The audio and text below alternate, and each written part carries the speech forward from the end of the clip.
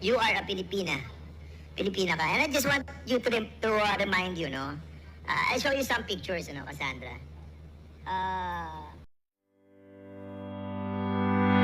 Come back, be with me. I just wanna behold you. Time to say goodbye. You to your love again. Missing you, I'm missing you.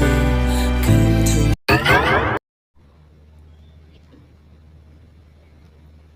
Have you seen this?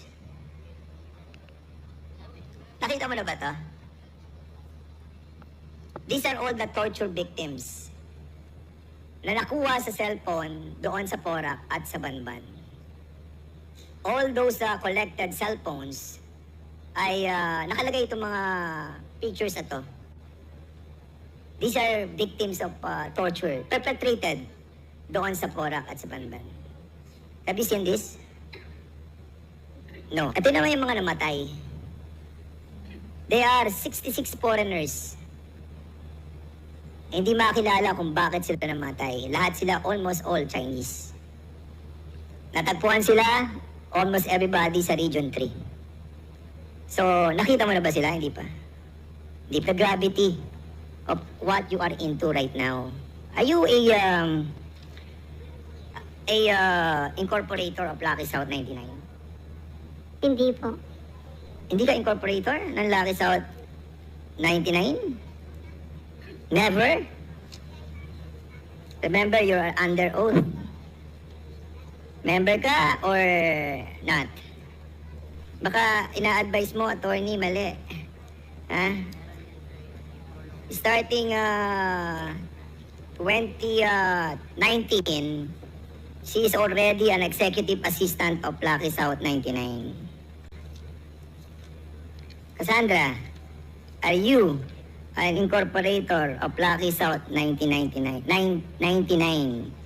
since 2019 to the present? I think assistant lang po, pero hindi siya incorporator. You are an executive assistant. Tawag po dito, authority. 2019. Tama, Cassandra? Okay. Kailan ka naging executive assistant ng Lucky South 99?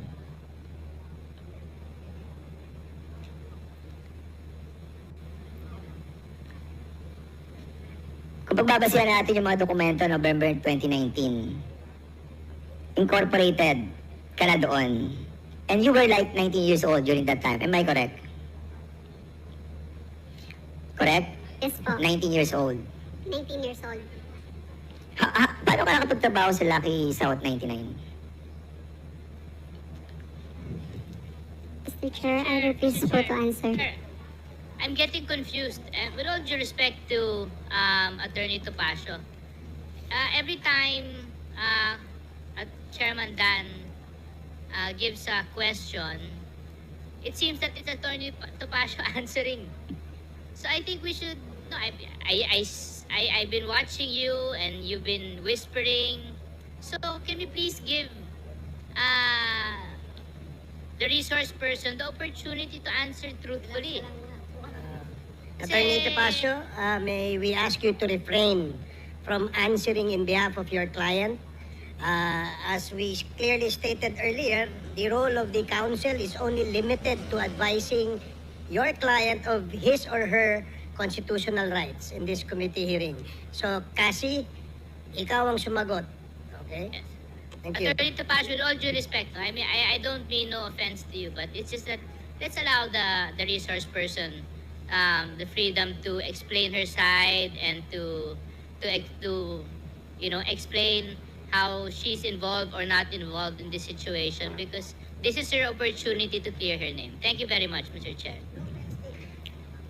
Okay, kasi sino nag-recruit sa'yo sa Lucky South 99? I refuse to testify po. Okay, yun ang una mong Yun ang una mong trabaho sa Lucky South 99? I refuse to testify po. Sorry, Mr. Chair. Tinatanong ko lang kung ano yun ang unang mong trabaho. Pwede mo naman sabihin iba ang trabaho mo, di ba? Anong unang trabaho mo sa buhay mo? Pasensya na po ulit. I refuse to testify po. Saan ka nag-college? This will not incriminate you. It will po. What? Ang tinatanong ko, saan ka nag-college? I refuse. Sabi mo, Pilipina ka, di ba? Did you study in the Philippines? I refuse po to testify po. Attorney Topacio, let this be a warning to you to please allow your client to respond to the question.